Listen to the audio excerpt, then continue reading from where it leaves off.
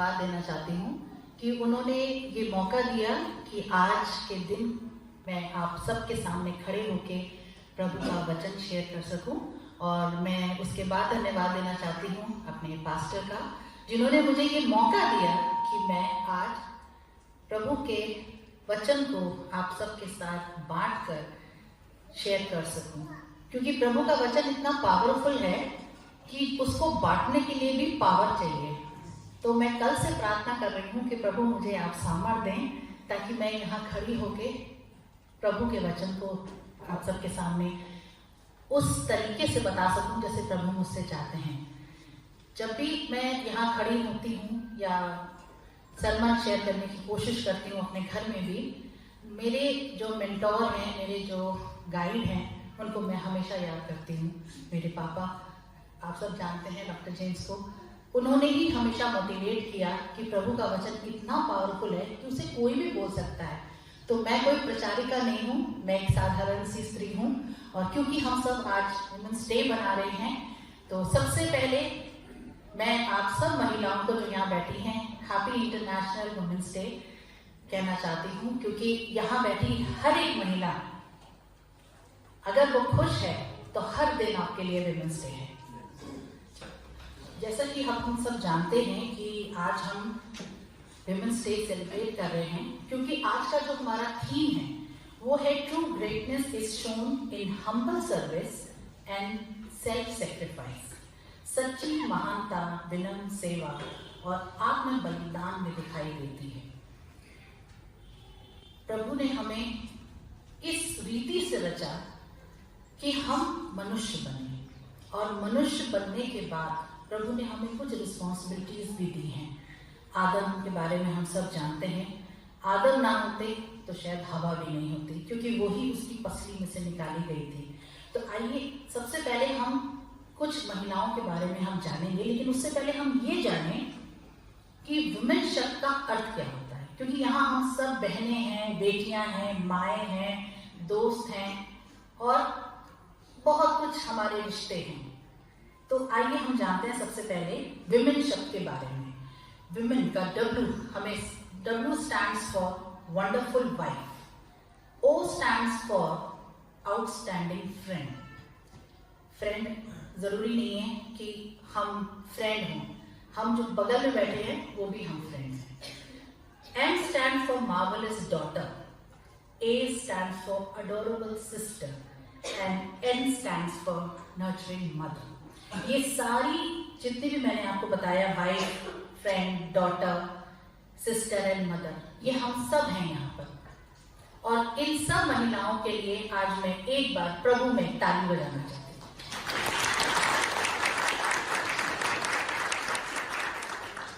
Thank you.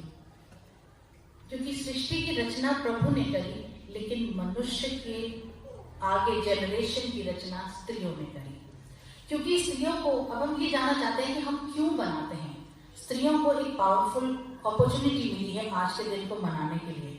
तो हम just देखना चाहते हैं कि विमेंस डे क्यों मनाया जाता है, जबकि ये बहुत पहले 1975 में ये स्टार्ट किया गया था यूनाइटेड नेशन के द्वारा। लेकिन आज हम उसको सेलिब्रेट करते हैं इसलिए क्योंकि हम ये बताना चाहते हैं अपने देश को, अपनी सोसाइटी को, कि womens are the owners of the right.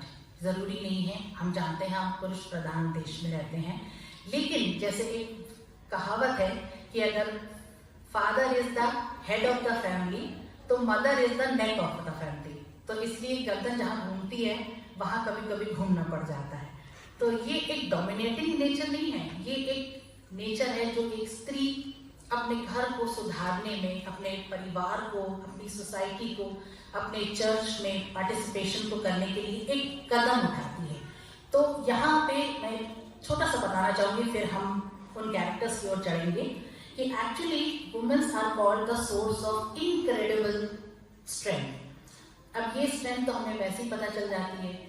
अगर घर में स्त्री बीमार हो या बाय चांस कहीं आउट ऑफ स्टेशन गए हों तो वो घर की क्या हालत होती है वो हम सब जानते हैं। आने के बाद हम ही लोगों को चक्कर आने लगते हैं कि अरे क्या है, कैसे है, अब कहाँ से समेटना शुरू करें। तो ये जो एक स्ट्रेंथ दी गई है, ये एक एक्स्ट्रा ऑर्डिनरी स्ट्रेंथ है, जिसमें स्त्रियां अपने बच्चों को भी संभालती हैं, अपने घर को भी संभालती हैं, अपने रिश्तेदारों और रिश्ते नातों को भी संभालती हैं। तो एक अलग सी पावर प्रभु ने स्त्रियों को दी है। अगर मुझे मौका मिला तो मैं पत्नियों के लिए भी बोलूंगी, इसलिए जहाँ जितने भी मेल मेंबर्स हैं, प्लीज आप ये मत सोचिए कि आज हम मोर्चा लेके खड़े हैं कि हम स्त्रियों के लिए बोलेंगे, क्योंकि आज स्त्रियों का दिन है, इसलिए आज हम स्त्रियों की थोड़ी तारीफ करेंगे। इसलिए women are the person who never gives up। वो कभी हार नहीं मानती, चाहे कितनी भी परेशानियों में हो, थकी हो, वो कभी हार नहीं मानती। And they take on the burdens of others also, वो दूसरों का भी बोझ अपने ऊपर उठा लेती हैं, क्योंकि गॉड ने स्पेशल पावर्स के साथ साथ उनको एक क्रिएटिविटी दी है सोसाइटी और वर्ल्ड को एक डिफरेंस पैदा करने में, ताकि हम उस समाज में बहुत अच्छे से रहने पाए, हमारा घर अच्छे से चलने पाए, और हम उन सारी बातों को जो प्रभु ने हमें सिखाई हैं, हम सब अपने अपने घरों से बहुत कुछ सीख के आए हैं और जिसको हम अपने परिवारों में लागू करते हैं, तो ये सारी चीजें प्रभु में सिखाते हैं। आइए अब हम बाइबल में से पढ़ेंगे, क्योंकि हम बाइबल में से कुछ कैरेक्टर्स को देखेंगे, जैसे हवा, सारा को देखते हैं, हवा को देखते हैं, मरियम को देखते हैं, रबेका को देखेंगे, और साथ में राहाब वेश्या को भी देखेंगे, क्योंकि इन सब की अपनी अपनी एक क्वालिटीज हैं, अपनी अपनी इम्पोर्टेंस है, जो बाइबल में हमें एज अ हिस्ट्री मिलती है। आइए हम निकालेंगे नीति वचन, उसकी 24 अध्याय 3 आयत को, जहां लिखा है, घर बुद्धि से बनता है और समझ के द्वारा स्थिर रहता है। जी हाँ, घर बुद्धि से बनता है और समझ के द्वारा स्थिर रहता है। जिन जिन कैरेक्टर्स के बारे में अभी हम पढ़ने वाले हैं, क्योंकि मैं बाइबल से इधर उधर कहीं नहीं रहूंगी, मैं बाइबल में ही रहूंगी, तो समझ और बुद्धि, यहाँ 2 चीजों के बारे में बताया गया है। बुद्धि तो ऑब्वियसली प्रभु ने हमें सबको दी है, लेकिन उस बुद्धि को समझ के द्वारा कैसे इस्तेमाल करना है, ये इस वर्ष में हमें बताया गया। सिर्फ अकेली बुद्धि ही नहीं, समझ भी दी गई है। बुद्धि, हमने बहुत पढ़ाई करी, हम बहुत इंटेलिजेंट हैं, हम बहुत कुछ जानते हैं, हमें बुद्धि है, हर चीज की नॉलेज है, लेकिन उस बुद्धि को कैसे हमें यूटिलाइज करना है, कहाँ किससे कैसी बात करनी है, रिश्तों में कहाँ बोलना है, कहाँ नहीं बोलना है, कहाँ चुप रहना है, कहाँ लोगों का साथ देने के लिए अपनी बात को रखना है, तो इसके लिए समझ का बहुत बड़ा रोल है हमारी लाइफ में। इसलिए बुद्धि और समझ के द्वारा ही घर स्थिर रहता है। अच्छा, सबसे पहले हम सब जानते हैं कि who was the first female in the Bible, जिनके लिए अभी हमने डिस्कस किया, हवा। हवा शब्द का मीनिंग है लाइफ या लिविंग। हम सब जानते हैं हवा को कैसे बनाया गया, मैं डिटेल में नहीं जाऊंगी, क्योंकि मैं नहीं चाहती, मैं डिसिप्लिन को बहुत फॉलो करती हूँ, क्योंकि पापा ने हमेशा सिखाया है कि बिब्लिकल टीचिंग और प्रीचिंग में डिसिप्लिन होना बहुत ज़रूरी है। तो इसलिए हवा के बारे में जब हम पढ़ रहे हैं तो उसका डिटेल हमें पता है कि हवा को कैसे बनाया, हवा के आगे क्या करा। यहाँ हम उसके सेक्रीफाइस को और उसके सेल्फ कॉन्फिडेंस को देखते हैं। यहाँ हम ये देखेंगे कि उन्होंने किस तरीके से अपने आप में एक मुकाम हासिल किया। हम जेनेसिस 2 उसकी 3 आयत मत निकालिए, बहुत लंबा चैप्टर है, घर पे जाके पढ़ लीजिएगा। तो निकालने वाली जो चीज है वो है उत्पत्ति 3:20। अगर कोई पढ़ना चाहे तो पढ़ दे। उत्पत्ति 3 का 20th वर्स। आदम ने अपनी पत्नी का नाम हवा रखा, क्योंकि जितने मनुष्य जीवित हैं उन सब की आदि माता वही हुई। जी, हम सब जानते हैं कि उनको आदि माता कहा गया। आदि का मतलब होता है पहले।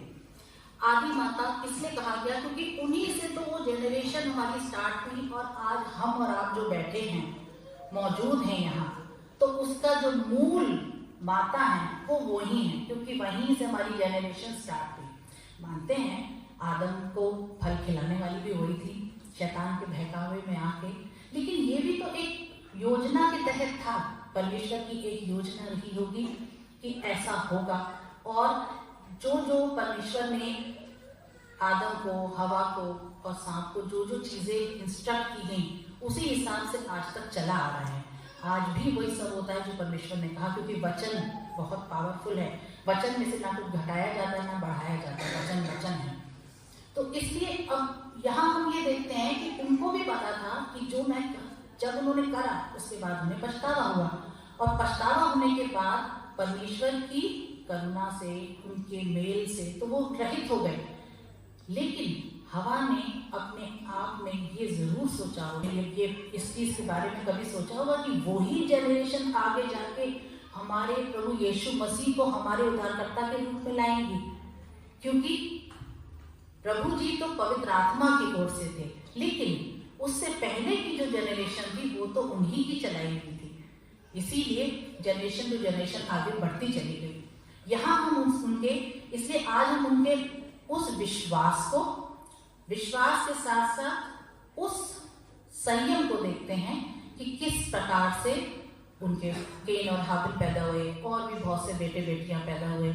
लेकिन हवा वफादार रही अपने परमेश्वर के प्रति और अपने पति के प्रति। इसलिए वो जनरेशन जो आगे बढ़ती गई, वो आगे जाके बहुत से राजा उत्पन्न हुए, बहुत से नबी आए, बहुत से लोग ऐसे आते चले गए जिनके बारे में बाइबल में बहुत कुछ लिखा है, जिसमें से हम थोड़ा सा पढ़ेंगे।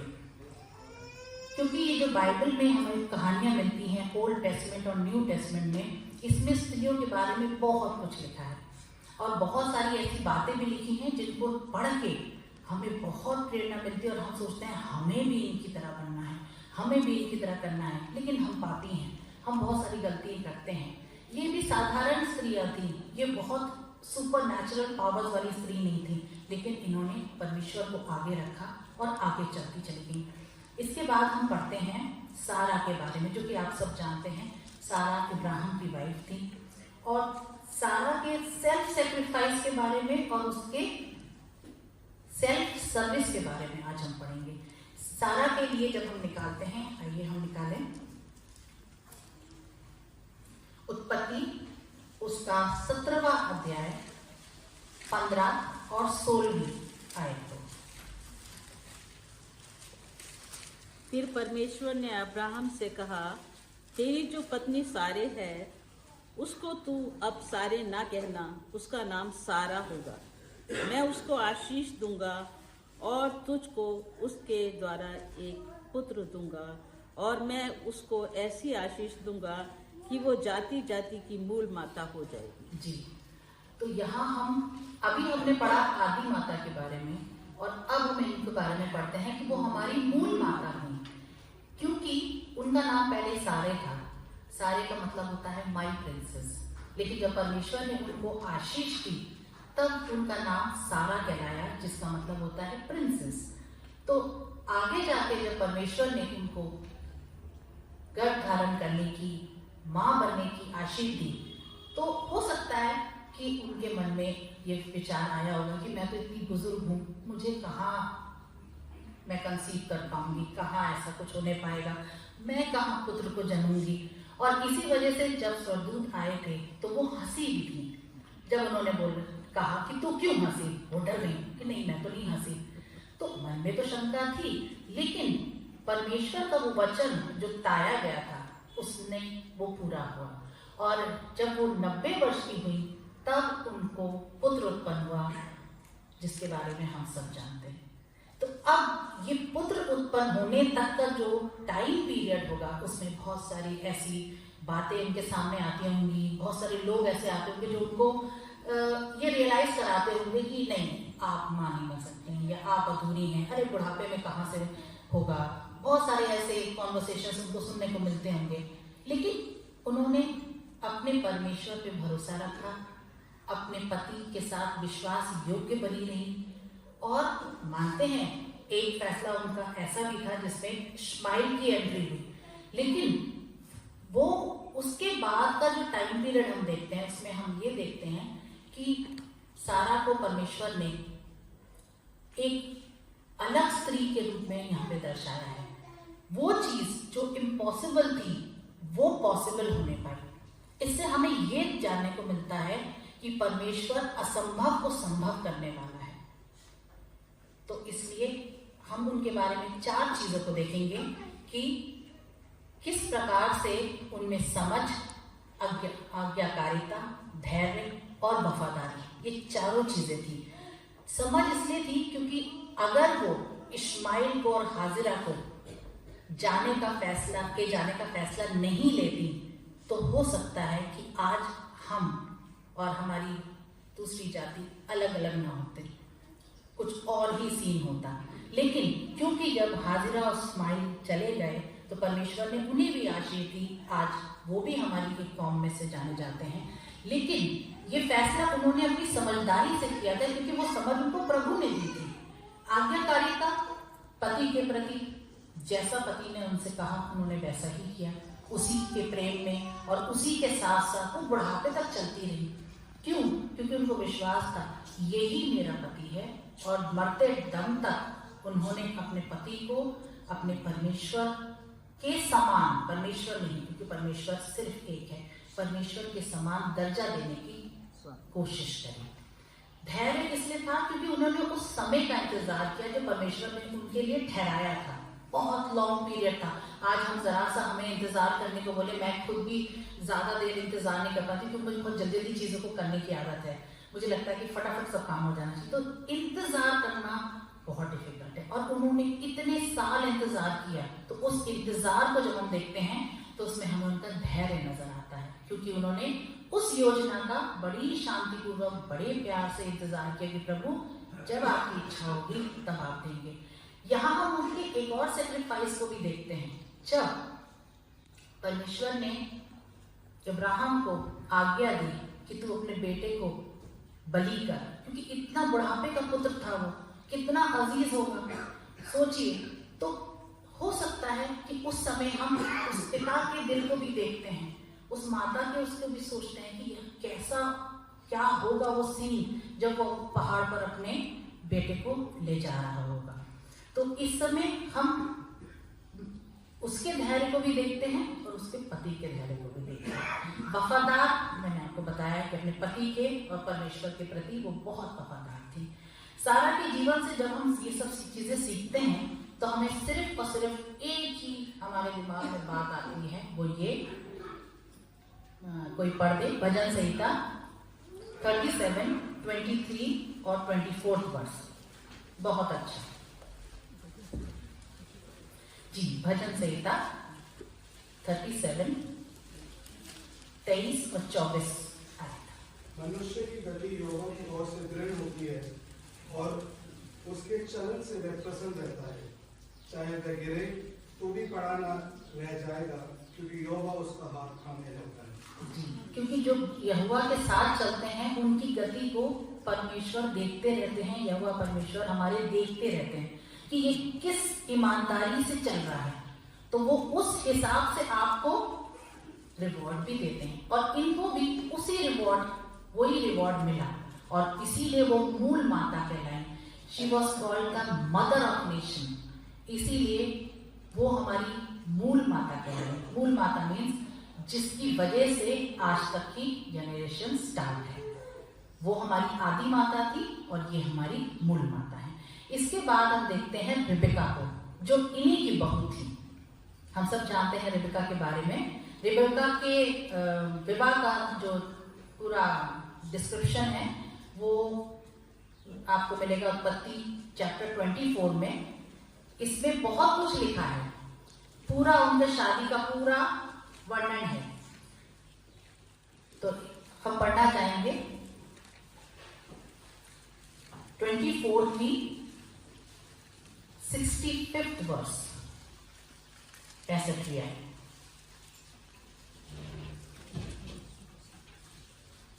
तब उसने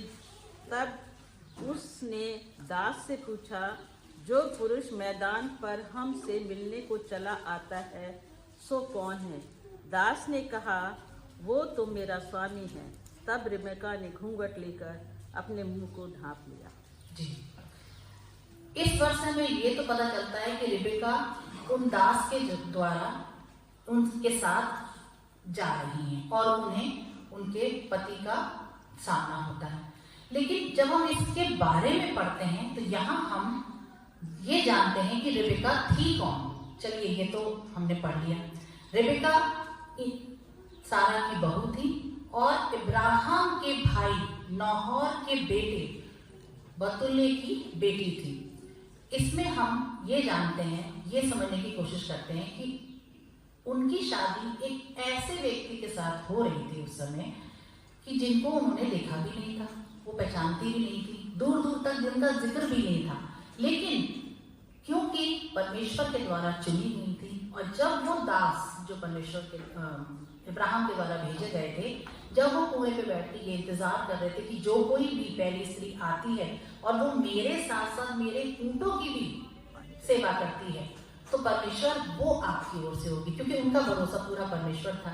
अब देखिए परमेश्वर की योजना, हो सकता है कोई और भी आ सकती थी, लेकिन परमेश्वर ने क्योंकि रिबका को ही चुना था और उसी के आने का इंतजार हो रहा था। और जब वो आई और उन्होंने आने के बाद उस दास को भी पानी पिलाया और साथ में ये कहा कि क्या मैं ऊंटों को भी पानी पिला दूं, तो ये बात बिल्कुल कंफर्म हो गई कि यही वो स्त्री है जो चुनी गई है इसहाक के लिए।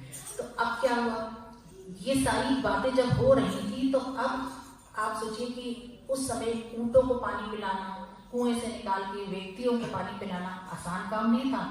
अभी तो हम लोग झट से किचन में जाते हैं, ग्लास में पानी डालते हैं और लाके अपने गेस्ट को सर्व कर देते हैं। उस समय कितनी मेहनत लगी होगी उस कुएं से पानी निकाल के, ना केवल दास को पिलाने के लिए बल्कि कितने ऊंट होंगे, उन ऊंटों को भी पानी। अब ऊंट ग्लास में तो पानी नहीं पिएंगे, काफी क्वांटिटी में पानी पिलाना पड़ा होगा। तो यहाँ हम उनकी उस मेहनत को देखते हैं, यहाँ हम उनके उस सेक्रीफाइस को भी देखते हैं, क्योंकि हो सकता है उनको अपने घर के लिए पानी भरना हो, क्या पता उनके और भी अपने काम हो, लेकिन क्योंकि परमेश्वर की योजना थी तो उनके मन में कुछ और आया ही नहीं। उन्होंने सिर्फ और सिर्फ ये सोचा कि मुझे सेवा करनी है, क्योंकि ये रिबका जो है अपने हिसाब से, जैसा बाइबल बताती है, बहुत ही दयाशील, प्रेम रखने वाली और पहनाई करने वाली, मतलब कि सेवा करने वाली स्त्री थी। इसीलिए परमेश्वर को पता था कि यही इसहाक की पत्नी बनेगी। रिबका को परमेश्वर पे भरोसा था, इसीलिए जब सारी बातें हुई, उसके ब्रदर के द्वारा सारी बातें की गई, माता पिता ने भी बिल्कुल एग्री हो गए कि हाँ अब वो इन दास के साथ जा सकेंगे।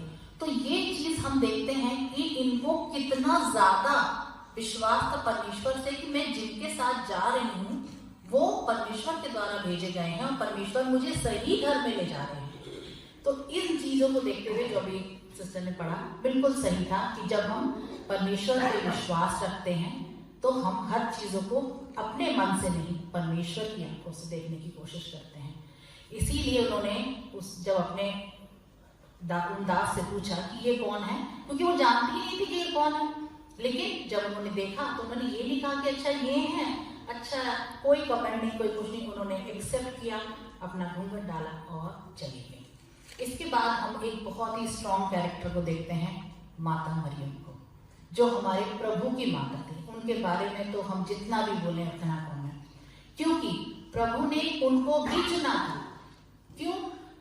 उस समय बहुत सी स्त्रियां होंगी, लेकिन क्योंकि वो बचपन से लेके जब तक प्रभु के द्वारा चुनी नहीं गई वो प्रभु में वफादार रही होंगी, प्रभु में सिंसियरिटी के साथ दुआ प्रार्थना में अच्छे जीवन के साथ चलती रही होंगी। तो इसलिए जब प्रभु ने उनको चुना और पवित्र आत्मा के द्वारा अपने बेटे को इस दुनिया में लाए, तो माता मरियम का रोल बहुत ही डिफिकल्ट था उस समय। क्यों? क्योंकि एक कुंवारी को ये बताना कि तू गर्भवती है उस समय के हिसाब से तो बहुत डिफिकल्ट था, लेकिन इन्होंने परमेश्वर पर भरोसा रखा। जब स्वर्गदूत के द्वारा बताया गया उस समय शुरू में जरूर घबराई, लेकिन फिर एक अजीब सी शांति मन में आ गई कि ये प्रभु की ओर से योजना है और प्रभु ने जो कहा है मेरे साथ वैसा ही हो। और धीरे धीरे जिस प्रकार से हम सब जानते हैं, अभी हम क्रिसमस मना के हटे हैं और अभी हम एक और बहुत बड़ा पर्व मनाने जा रहे हैं, ईस्टर, प्रभु के जी उठने का। तो आप ये सोचिए ये जर्नी तो बहुत लंबी है, लेकिन ये जर्नी आप सोचिए कि उस माँ के लिए जिसने उस बच्चे का पालन पोषण किया, उसको बढ़ाया, सबसे पहले जन्म दिया, कितनी डिफिकल्टी से जन्म दिया, फिर पालन पोषण किया, बढ़ाया और शिक्षाएं दी, इतनी पीड़ा, इतने दुख में देखा। सोचिए ये एक माँ के लिए कितना डिफिकल्ट काम है। अगर हमारे बच्चों को जरा सी चोट लग जाए तो शायद हम सारे घर को उठा लेते हैं। और माता मरियम के साथ जब ये सारी चीजें उनके सामने हो रही थी, उनके बेटे को मारा जा रहा था, क्रूस पे लटकाया जा रहा था, कोड़े मारे जा रहे थे, तो वो कैसा उनके साथ उस समय वो फील कर रही होंगी, शायद हम सोच भी नहीं सकते। हमारी रूह कांप जाती है जब हम पैशन ऑफ क्राइस्ट या ऐसी कोई पिक्चर देखते हैं, हमारे आंसू रुकते नहीं है। सोचिए जो माँ एक बच्चे को देख रही होंगी तो उनके साथ कितना ज्यादा वो दुख में, पीड़ा में होंगी, क्योंकि ये पीड़ा असहनीय थी। हम निकालेंगे लूका 1 उसकी 28वीं आयत। स्वर्गदूत ने उसके पास भीतर आकर कहा, आनंद और जय तेरी हो, जिस पर ईश्वर का अनुग्रह हुआ है, प्रभु तेरे साथ है। जी, जब स्वर्गदूत ने उनसे ये कहा कि आनंद और जय तेरी हो, उसी समय से उन्होंने परमेश्वर को अपना उद्धारकर्ता मान के और अपना जीवन व्यतीत करना शुरू कर दिया। तो ये जो अभी हो रहा था एक माँ को सहन करने के लिए, वो ही वाली ताकत थी जो इस वर्ष में हम पढ़ते हैं कि आनंद और जय तेरी हो।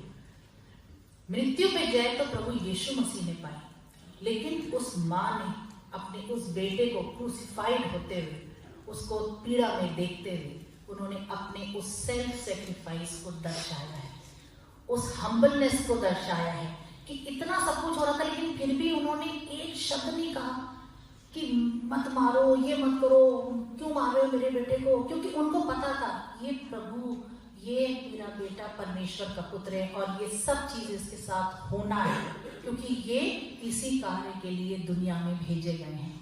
लेकिन माँ होने के नाते उनके दिल में कितना दुख था, कितनी पीड़ा थी, लेकिन उस पीड़ा को उन्होंने अपने उस सेल्फ सेक्रीफाइस को उन्होंने हम सबको सिखाया कि जब कभी ऐसी सिचुएशंस हमारे सामने आती हैं तो हमें सबसे पहले प्रभु पे भरोसा रखना है और उसके बाद धैर्य रखना है, पेशेंस, कि प्रभु परेशानियां सबके साथ आती हैं, तो मुसीबतें आती हैं। मैं भी पीछे बहुत बीमार रही, कितनी बार ऑपरेशन हुआ, ये हुआ, बहुत सारी चीजें हुई, लेकिन एक अजीब सी शांति परमेश्वर ने दी है कि आज अगर मैं जिंदा हूं तो मैं परमेश्वर के लिए जिंदा हूं। मुझे परमेश्वर का कार्य करना है, उसके लिए बीज बोना है, अपने लिए कुछ नहीं करना, क्योंकि हम सबका जो असली घर है वो है।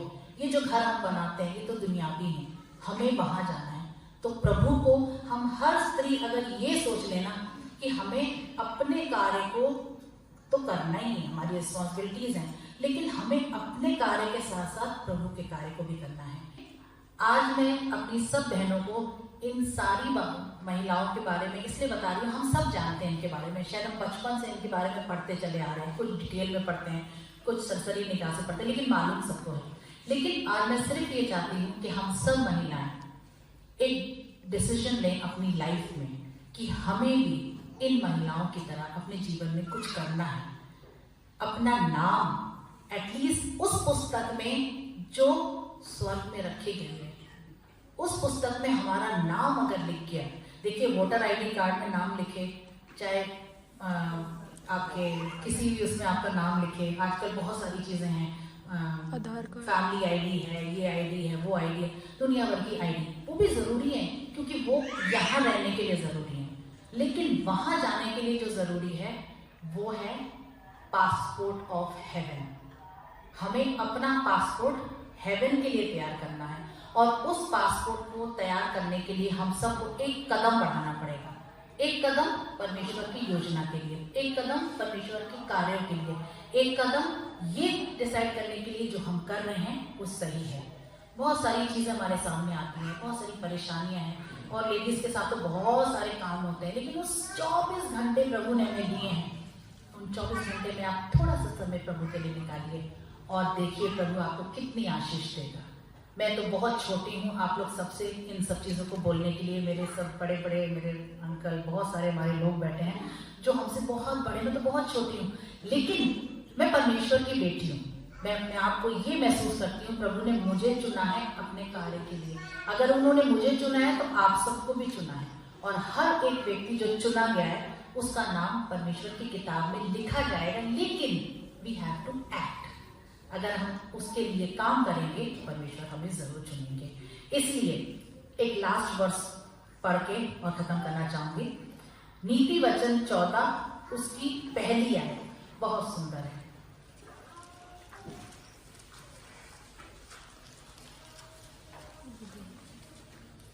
नीति वचन 14 इसकी पहली आयत हम स्त्रियों के लिए है। हर बुद्धिमान स्त्री अपने घर को बनाती है और मूढ़ स्त्री उसको अपने ही हाथों से ढा देती है। जी, हर बुद्धिमान स्त्री, हम सब बुद्धिमान हैं, यहाँ कोई ऐसा नहीं है कि जो बुद्धिमान नहीं है, सब बुद्धिमान है। परमेश्वर ने सबको बुद्धि दी है, कोई इसको ज्यादा यूज करता है, कोई इसको कम यूज करता है, लेकिन बुद्धिमान सब है।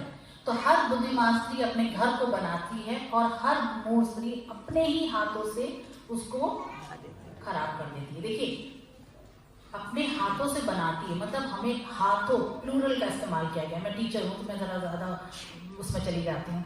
दोनों हाथों से बनाने के लिए बोला गया, एक हाथ से नहीं। जब आप एक हाथ से बनाएंगे तो एक हाथ आपका वेकेंट रहेगा, आपका ध्यान कहीं और भटकता रहेगा।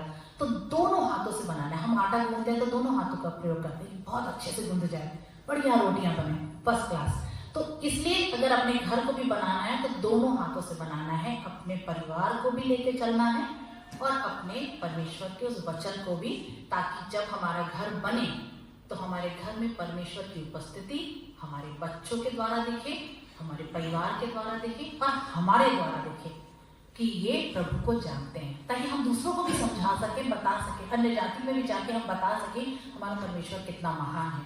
इसलिए आज से ही हमें ये बैलेंस बना के रखना है परमेश्वर के साथ और अपने परिवार के साथ, क्योंकि परमेश्वर है तो सब कुछ है, हम जीवित हैं, अदरवाइज कुछ नहीं है। मैं बहुत बहुत धन्यवाद देती हूँ कि प्रभु ने जो कुछ भी मुझे बोलने के लिए बोला वो आप लोग के लिए हो सकता है बेनिफिशियल हो सकता है कुछ बातें आपको अच्छी लगी हो, कुछ बातें नहीं भी लगी हो, माफ कर दीजिएगा, लेकिन बहुत सारी बातें ऐसी हैं जो प्रभु हमें सिखाते हैं। इसलिए आज के लिए बहुत बहुत धन्यवाद। मैं फिर से कहना चाहूंगी कि आज जो हम इंटरनेशनल वुमेन्स डे बना रहे हैं उसमें हमारी सब महिलाओं के लिए यही एक संदेश है, खुश रहो, जीवित रहो, प्रभु में सदा आनंदित रहो। आइए हम प्रार्थना करें। धन्यवाद धन्यवाद धन्यवाद पिता, धन्यवाद देते हैं कि आज आपने जो हिम्मत ताकत दी यहाँ खड़े होकर बोलने के लिए पिता, वो आपकी ओर से थी। और जो कुछ भी हमने वचन से शेयर किया पिता, हम बहुत प्रचारिका नहीं, हम बहुत कुछ बोलते नहीं, जानते नहीं, हम बहुत कुछ अभी भी लर्नर्स हैं, बहुत कुछ हमें सीखना है पिता, वचन में आगे बढ़ना है। इसलिए जो कुछ भी आज वचन आपने दिया आपकी ओर से था, धन्यवाद देते हैं। और यहाँ बैठे हर एक जन के लिए प्रार्थना करते हैं कि आप हर एक को आशीषित कीजिए, बीमारियों तकलीफों से मुक्त कीजिए, बचाइए, ताकि आपके राज्य में आने के लिए हम बिल्कुल स्वस्थ हों, ताकि आपकी सेवा में हमेशा आगे बने रहें, ताकि वो पासपोर्ट जो हमें स्वर्ग तक पहुंचाता है उसको हम ग्रहण कर सकें। आपके नाम से मांगते हैं।